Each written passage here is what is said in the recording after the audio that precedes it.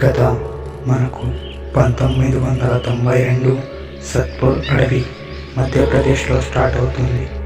ఒక అతను భయపడుతూ నిధి నిధి అని అరుస్తూ భయపడుతూ ఎవరినో వెతుకుతూ ఉంటాడు. అతను వెనుక ఒక దెయ్యం ఫాలో చేస్తూ ఉంటుంది. కట్ చేస్తే ఒక అమ్మాయి సిద్ధేష్ అని నిద్రలో నుంచి లేచి గట్టిగా అరుస్తుంది. కట్ చేస్తే నిధి మరియు సిద్ధేష్ వైఫ్ అండ్ హస్బెండ్. సిద్ధేష్కి అడ్వెంచర్ మరియు స్పోర్ట్స్ అంటే చాలా ఇష్టం. సిద్ధేష్ ప్రతి సంవత్సరం కూడా సిద్ధేష్ ఫ్రెండ్స్తో కలిసి అడవిలోకి వెళ్తాడు. కానీ ఈసారి సిద్ధేష్ మధ్యప్రదేశ్లో ఒక అడవికి వెళ్తాడు. కానీ వెళ్ళి ఒక్క వారం అయినా అక్కడ నుంచి ఎలాంటి సమాచారం కూడా రాలేదు. కట్ చేస్తే సిద్ధేష్ అడవుల్లో ఒంటరిగా తిరుగుతూ ఉంటాడు. సిద్ధేష్ ఒక దగ్గర కూర్చుని ఉంటాడు. అక్కడ సడన్గా అక్కడున్న పొదలన్నీ కదులుతూ ఉంటాయి. సిద్ధేష్ భయపడి అక్కడి నుంచి పారిపోవడానికి ప్రయత్నించి కింద పడిపోతాడు.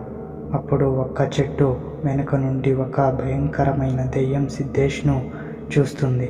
సిద్ధేష్ భయంతో గట్టిగా అరుస్తాడు. కట్ చేస్తే సిద్ధేష్ వైఫ్ నిధి మళ్ళీ నిద్రలో నుంచి లేచి, అమ్మా దుర్గామాత, ఈ కళ నాకు ఎందుకు మళ్ళీ మళ్ళీ వస్తుంది? నా సిద్ధేష్ని నువ్వే కాపాడాలి అంటుంది. తరువాత నిధి దుర్గామాతకు పూజ చేస్తూ, నా సిద్ధేష్ను రక్షించు, నా యాత్ర ఎలాగైనా సఫలం కావాలి తల్లి అని వేడుకుంటుంది. సిద్ధేష్ నుంచి ఎలాంటి సమాచారం లేనందువల్ల నిధి కూడా అడవుల్లోకి వెళ్ళడానికి నిర్ణయించుకుంటుంది.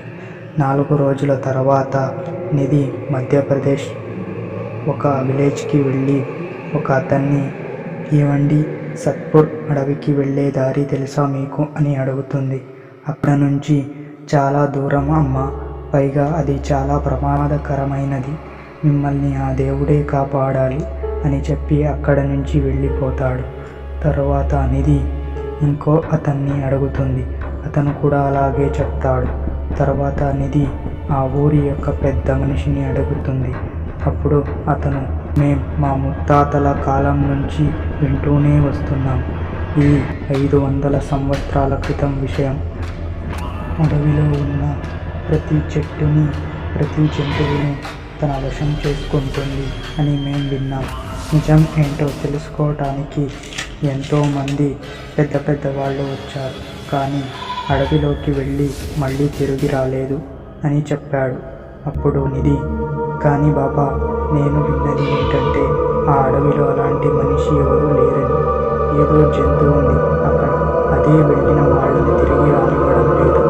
అప్పుడు బాబా, నిజంగా జంతువు ఉంటే మనకు తెలిసి కనిపించుండేది కదమ్మా, దయచేసి నా మాట విను, నువ్వు ఇక్కడి నుంచి తిరిగి వెళ్ళిపో. అడవి గురించి ఆలోచిస్తే నీకు ఏమీ అనిపించట్లేదా అమ్మా? ఈ రోజులు పాటు ఎవరైనా ఆ అడవిలో ప్రాణాలతో ఉండడం అసాధ్యం అని చెప్తాడు. అప్పుడు నిధి, లేదు బాబా, సిద్ధేష్ బతికే ఉన్నాడు, నేను అడవిలోకి వెళ్ళాల్సిందే, నేను తప్పకుండా వెళ్తాను అని చెప్తుంది. అప్పుడు బాబా ఏం మాట్లాడకుండా లోపలికి వెళ్ళి లోపల నుంచి ఏదో ఒక తాయెత్తు తెచ్చి నిధి చేతిలో పెట్టి, ఇది నీ దగ్గర ఉంచుకో, ఇది నీకు రక్షణగా ఉంటుంది అని చెప్తాడు. అప్పుడు నిధి బాబాకు థ్యాంక్స్ చెప్పి అక్కడి నుంచి వెళ్ళిపోతుంది.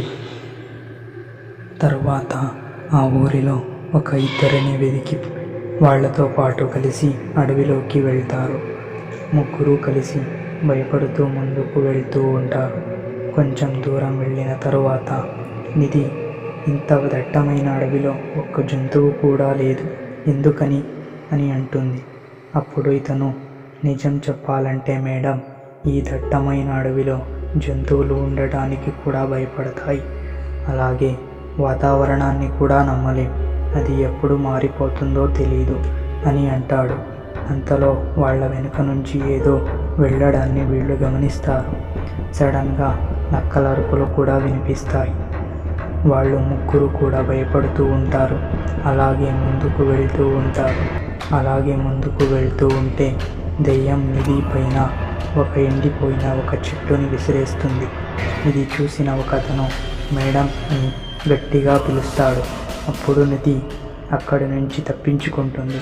ముగ్గురు కలిసి విరిగిపడ్డ చెట్టుని చూస్తూ ఉంటారు. తరువాత అలాగే ముందుకు వెళ్తూ ఉంటారు. సడన్గా ఇతను తన చెయ్యి పైకి లేపుతాడు. అప్పుడు నిధి ఏమైంది అని అడుగుతుంది.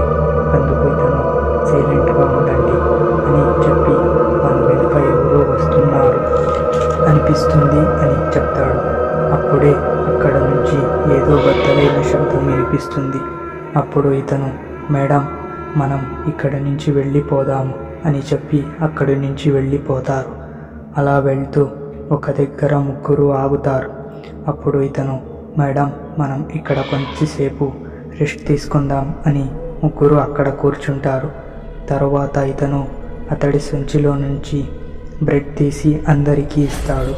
తరువాత వీళ్ళు ముగ్గురు నిద్రపోతూ ఉంటారు.